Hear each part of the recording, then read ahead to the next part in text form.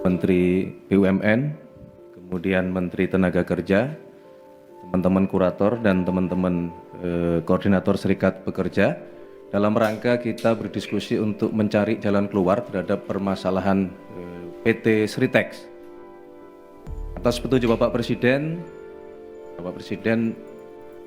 sangat concern terhadap bagaimana pemerintah mencari jalan keluar, terutama berkenaan dengan masalah persoalan yang akan menimpa para pekerja di PT Sritex.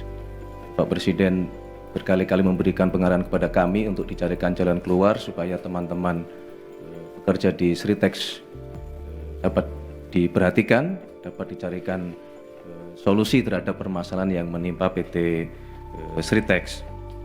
Oleh karena itu, siang hari ini izinkanlah kami untuk menyampaikan beberapa hal yang nanti akan kami minta teman-teman kurator, kemudian teman-teman asosiasi pekerja Sritex dan nanti Pak Menteri Tenaga Kerja untuk menyampaikan rencana penyelesaian solusi terbaik terhadap permasalahan yang menimpa PT Sritex. Saya kira silahkan, kami persilahkan Mbak PT Kurator.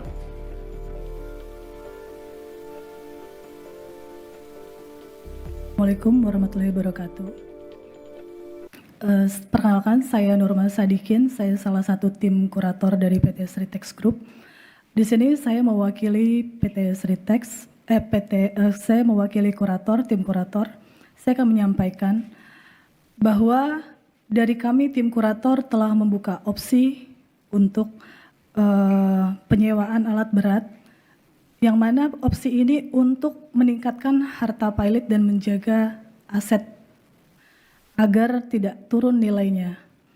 Yang mana kami juga sudah berkomunikasi dan sudah ada juga yang investor yang menghubungi kurator dan kita sudah dalam proses komunikasi, yang mana dalam 2 minggu ini kurator akan memutuskan siapa investor yang akan menyewa terhadap aset Sritex, yang mana ini akan menyerap tenaga kerja, yang mana juga ini bisa karyawan yang telah terkena PHK dapat di-hire kembali kemudian oleh penyewa yang baru.